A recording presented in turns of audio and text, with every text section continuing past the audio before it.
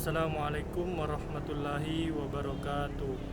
Perkenalkan, nama saya Azi Wahyuda dari kelas 4A Prodi Pendidikan Agama Islam.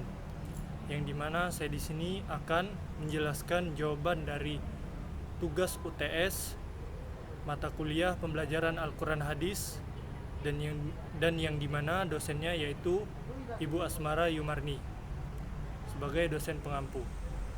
Baik, saya di sini akan menjelaskan terlebih dahulu soal yang pertama, yaitu menurut saudara, bagaimana hubungan konsep dasar pembelajaran Al-Quran Hadis dengan tujuan dan standar kompetensi? Jelaskan. Baik, pembelajaran Al-Quran Hadis yang diajarkan di madrasah menjadi salah satu bagian dari mata pelajaran pendidikan agama Islam yang diberikan di dalam memahami dan mengamalkan Al-Quran sehingga mampu membaca dengan fasih, menerjemahkan, menyimpulkan isi kandungan, menyalin, dan menghafal ayat-ayat yang dipilih untuk dipahami dan diamalkan sebagai pendalaman dan perluasan kajian dari pelajaran Al-Quran Hadis di madrasah.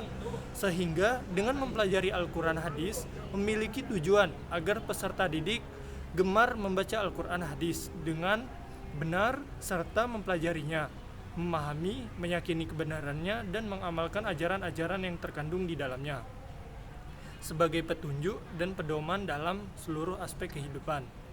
Dengan demikian, standar kompetensi menjadi pedoman penilaian dalam penentuan kelulusan peserta didik yang meliputi kompetensi untuk seluruh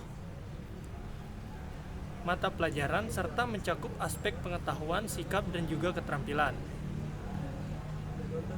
Baik, soal nomor 2 yaitu apa yang kamu ketahui tentang silabus, TP, ATP, dan kurikulum, serta bagaimana hubungan keduanya. Jelaskan dengan alasan. Baik, silabus adalah rancangan pembelajaran yang menguraikan rincian materi, metode pembelajaran, dan waktu yang dialokasikan untuk setiap topik pembelajaran. TP merupakan deskripsi pencapaian 3 aspek kompetensi, yaitu aspek pengetahuan, sikap, dan juga keterampilan. ATP adalah rangkaian tujuan pembelajaran yang tersusun secara sistematis dan logis di dalam fase secara utuh dan menurut urutan pembelajaran sejak awal hingga akhir suatu fase. Kurikulum adalah seperangkat rencana dan pengaturan mengenai tujuan, isi, dan bahan pelajaran, serta cara yang digunakan sebagai pedoman penyelenggaraan kegiatan pembelajaran untuk mencapai tujuan pendidikan tertentu. Sehingga hubungan antara silabus, TP, ATP, dan juga kurikulum memberikan patokan yang jelas tentang proses pengajaran, juga materi yang harus diberikan pada peserta didik. Maka dalam hal ini TP dan ATP komponen yang ada di dalam silabus, dan silabus adalah bentuk keseluruhan untuk menunjang proses pembelajaran. Baik, soal nomor 3, apa yang kamu ketahui tentang model dan metode, serta apa hubungan keduanya? Jelaskan dengan alasan.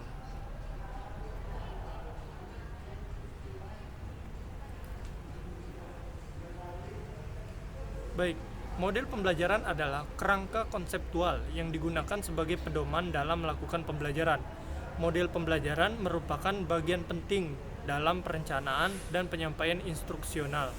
Metode pembelajaran adalah sebagai cara yang digunakan untuk mengimplementasikan rencana yang sudah disusun dalam bentuk kegiatan nyata dan praktis untuk mencapai tujuan pembelajaran.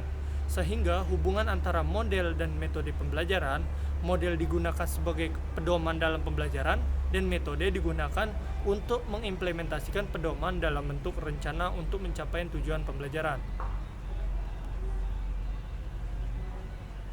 Baik, soal nomor 4. Apa perbedaan sumber dan media, serta bagaimana hubungan keduanya? Jelaskan dengan alasan.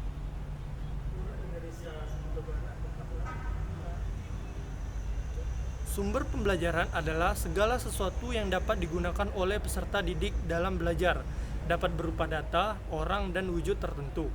Media pembelajaran adalah segala sesuatu yang dapat digunakan untuk menyampaikan materi dari guru secara terencana. Jadi, hubungan antara keduanya, sumber pembelajaran menjadi bahan ajar dan media pembelajaran sebagai pendukung dari bahan ajar tersebut.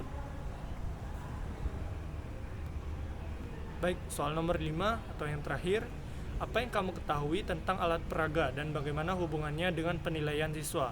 Jelaskan dengan alasan. Baik, alat peraga adalah media yang digunakan untuk membantu proses belajar mengajar dan membantu siswa dalam memahami materi pelajaran. Penilaian siswa merupakan proses yang dilakukan oleh guru untuk mengevaluasi kemajuan, pemahaman, dan pencapaian siswa dalam pembelajaran.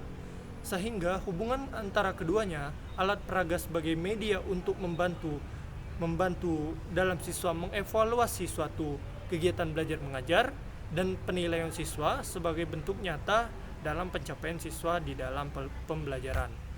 Baiklah, itulah tadi yang dapat saya sampaikan. Lebih dan kurangnya saya mohon maaf. Pada Allah saya mohon ampun. Itulah tadi penyampaian atau presentasi jawaban UTS dari saya. Wassalamualaikum warahmatullahi wabarakatuh.